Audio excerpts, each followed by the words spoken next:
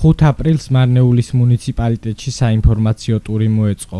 აღნიშნული ტურის ფარგლებში მარნეულის ტურისტული კომპანიების წარმომადგენლები, გიდები და მედია ორგანიზაციების წევრები სტუმრობდნენ.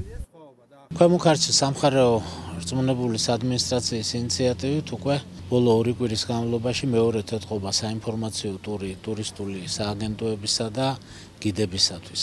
ქვემო ქართლი მდიდარია, მას გააჩნია თავისი უზარმაზარი ტურისტული პოტენციალი, ამ პოტენციალს უნდა გამოყენება, შესაბამისი ინფრასტრუქტურის მოწყობა და ფართო პოპულარიზაცია. ყოველივე ამას ემსახურება ჩვენი ეს საინფორმაციო ტურები. ტურის ფარგლებში მონაწილეებმა მე-19 საუკუნის ძეგლი გაგის ციხე და იმირის გადაჭრილი გორა მოინახულეს. Დარწმუნებული ვარ, რომ ჩვენ გვექნება წინსვლა ამ მიმართულებით.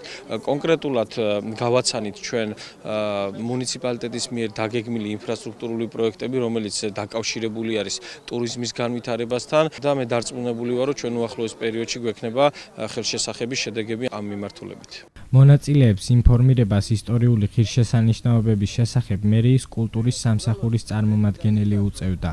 ძალიან დატვირთული ტური არის, საინფორმაციო ტურია და ძირთადად გიდებისთვის ტარდება. მნიშვნელოვანია იცით თქვენ, რომ ქვემო ქართლი ისე არ არის ჩართული ტურიზმის საერთო ფერხულში, როგორც სხვა რეგიონები, არადა ძალიან დიდი პოტენციალია. აღნიშნულ ტურს ორგანიზებას ქვემო ქართლის გუბერნიის ადმინისტრაცია უწევდა.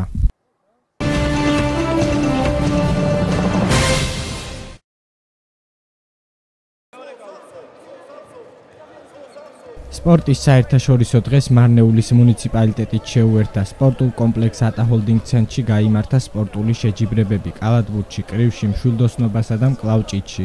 1896 წელს ათენში პირველი თანამედროვე ოლიმპიური თამაშები გაიხსნა. სწორედ ამ ღონისძიების პატივსაცემად 2013 წლის 23 აგვისტოს გაეროს გენერალური ასამბლეაზე 6 აპრილის სპორტის საერთაშორისო დღედ გამოცხადდა. მინდა მიულოცო ყველა მონაწილე სპორტსმენს დღევანდელი დღე და უსურვო წარმატებები მათ კარიერაში. მარნეულის მუნიციპალიტეტის მერია მარნეულის მუნიციპალიტეტის სპორტულ სკოლასთან ერთად შეუერთდა სპორტის საერთაშორისო დღეს და ატა ჰოლდინგში ვატარებთ ღონისძიებებს კალათბურთში, კრივში, მშვილდოსნობასა და მკლავჭიდში.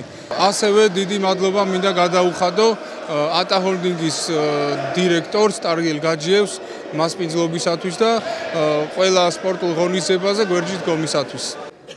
შეჯიბრებებში გამარჯვებულ მონაწილეებს სიგელები და დიპლომები გადაეცათ. დღეს არის სპორტის საერთაშორისო დღე.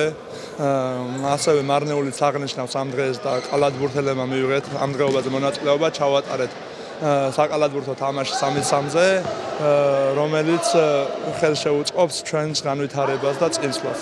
როგორც ვიცით, დღეს არის სპორტის საერთაშორისო დღე, რომელსაც შეუერთდა ასევე მარნეულის მუნიციპალიტეტი. ძალიან ბედნიერი ვარ იმით, რომ მეც მომეცა საშუალება მონაწილეობა მიმიღო როგორც სპორტსმენს. პირადად მე ვარ მშვილდოსნობის წარმომადგენელი ამ რეგიონში და ძალიან კმაყოფილი ვარ დღევანდელი დღით და ჩატარებული ღონისძიებებით.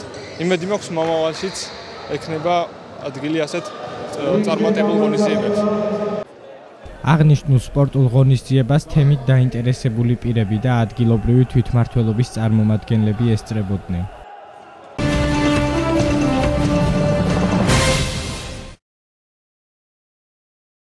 საქართველოს ფინანსთა სამინისტროს საგამოძიებო სამსახურის თანამშრომლებმა შემოსავლების სამსახურის წარმომადგენლებთან კოორდინაციით გატარებული ღონისძიებების შედეგად მარკირებას დაქვემდებარებული განსაკუთრებით დიდი ოდენობით აქციზური საქონლის აქციზური მარკის გარეშე შენახვა გადაზიდვის 6 ფაქტი გამოავლინეს. საგამოძიებო მოქმედებების შედეგად ქალაქ თბილისში და ქვემო ქართლის რეგიონში დანაშაულში მხილებული პირებისგან ამოღებული ეგრეთ წოდებული ელექტროსიგარეტის აიქოსისთვის განკუთვნილი ჰიცის ფირმის 6732 კოლოფი უაქციზო თამბაქოს ნაწარმი. ამოღებული უაქციზო პროდუქციის საერთო საბაზრო ღირებულება 37,000 ლარს აღემატება. გამოძიება მიმდინარეობს საქართველოს სისხლის სამართლის კოდექსის მე-200 მუხლის პირველი, მეორე და მესამე ნაწილებით, რაც სასჯელის სახით ითვალისწინებს თავისუფლების აღკვეთას 6-დან 8 წლამდე ვადით.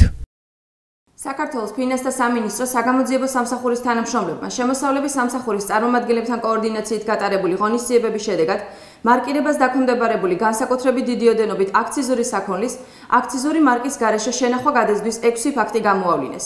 საგამოძიებო მოქმედებების შედეგად ქალაქ თბილისში და ქვემო ქართლის რეგიონში დანაშაულში მხილებული პირებისაგან ამოღებულია ეგრეთ წოდებული ელექტროსიგარეტი აიქოსისათვის განკუთვნილი ჰიცის ფირმის 6732 კოლოფი უაქციზო თამბაქოს ნაწარმი. ამოღებული უაქციზო პროდუქციის საერთო საბაზრო ღირებულება 37000 ლარს აღემატება. საქმეზე გრძელდება გამოძიება საქართველოს სისხლის სამართლის კოდექსის მე-200 მუხლის პირველი, მეორე და მესამე ნაწილებით, რაც სასჯელის სახით ითვალისწინებს თავისუფლების აღკვეთას 6-დან 8 წლამდე ვადით.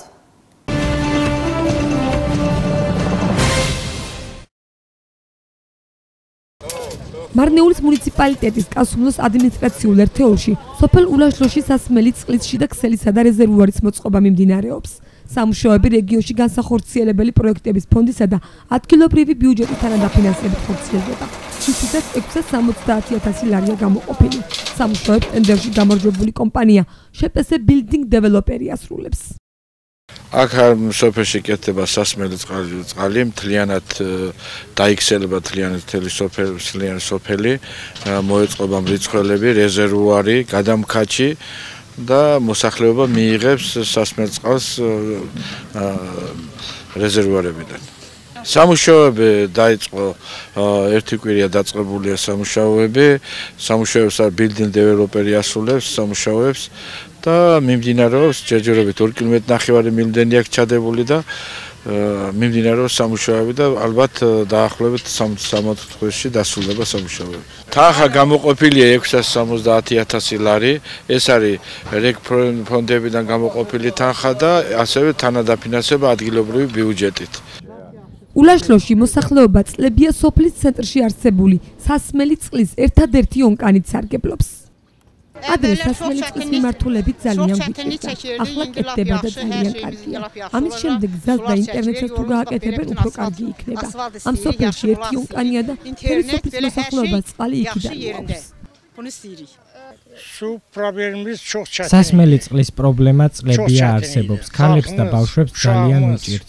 ახლა კი წყალიც და გზას გვექნება. მადლობელი ვარ წყალი აღმამედლოდან, კაჩაგნიდან ან კასუმლოდან მოგქონდა. სასიხარულოა რომ ჩვენი სახელის ონკანებიდან წყალი წამოვა.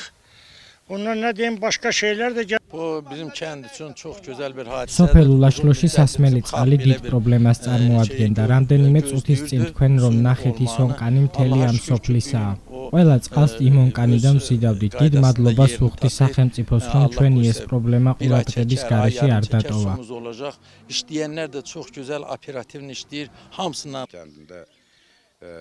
პროექტის დამთავრების შემდგომ 320 ოჯახი სასმელი წყლით დაკმაყოფილდება. ტენდერში გამარჯვებული კომპანია ძალიან კარგად და სუფთად მუშაობს. პროექტი დაახლოებით მაისის ბოლოს ან ივნისის შუა რიცხვებში დამთავრდება. მინდა აღვნიშნო, რომ ამ პროექტის დასრულების შემდგომ აღმამედლო ულაშლოსა და კასუმლოს დამაკავშირებელი გზების პროექტი განხორციელდება. ეს გზა 70-იან წლებშია დაგებული. ტენდერი უკვე გამოცხადებულია. 1,800,000 ღირებულების პროექტი იქნება. გზა მთლიანობაში 5 კმ/ნახევარია.